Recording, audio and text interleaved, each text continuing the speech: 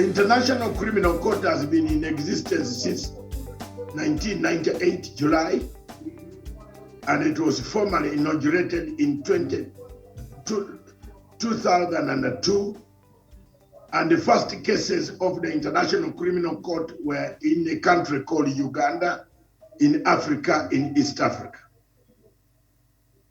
The cases of Uganda in 2005 marked the beginning and kicked off the presence of ICC on the soil of Africa.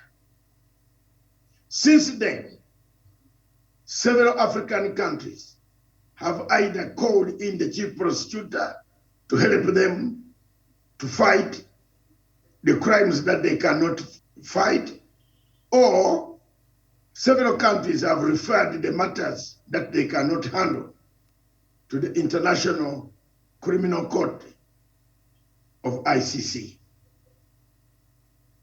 The Ugandan case presents a very interesting scenario, just as the Kenyan cases and the other African cases that the ICC has all the time has ever investigated on the continent of Africa. These cases carry the same pattern. Most of them, witnesses are tampered with. Most of them carry the pattern of falsehood. The cases of Gaddafi's son, Said Gaddafi, where even the terrorists who took over Libya were not indicted, but one side was indicted. Babugo, the same. Thomas Lubanga, the same. Bemba, the same. Kenya, the same.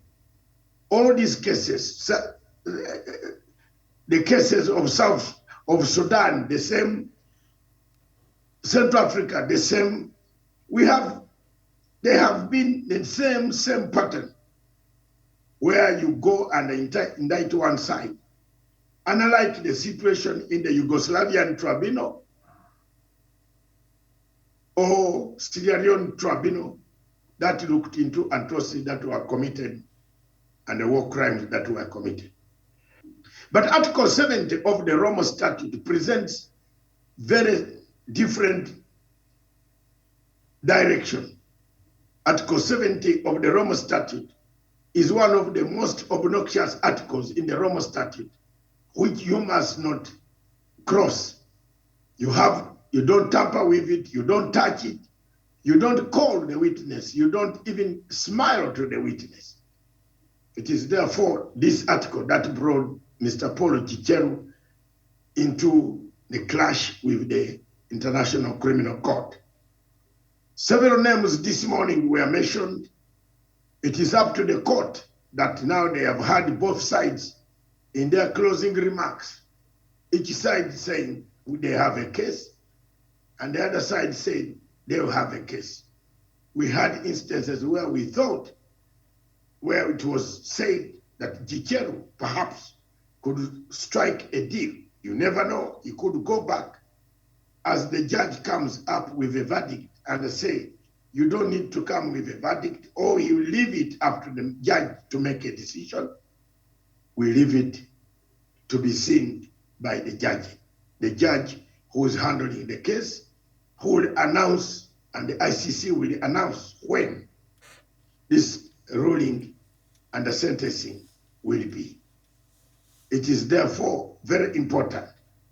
But as I live, and as we leave this subject, there is one thing that I would like to warn my Kenyan friends. I warn my Kenyan friends because I have seen several of these obnoxious international agencies impounding people on flimsy reasons. What can Kenya do to avoid such situation happening to any of their people?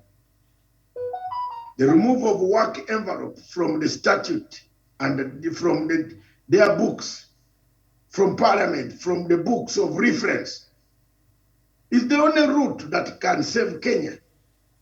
After all, the work envelope and the work report and the work commission, all that report was not handed over to the people of Kenya.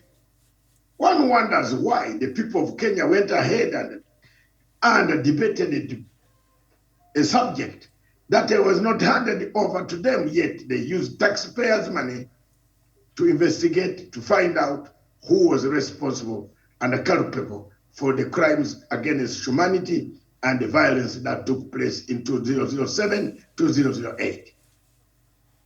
I find more questions than answers. I find more worries than happiness.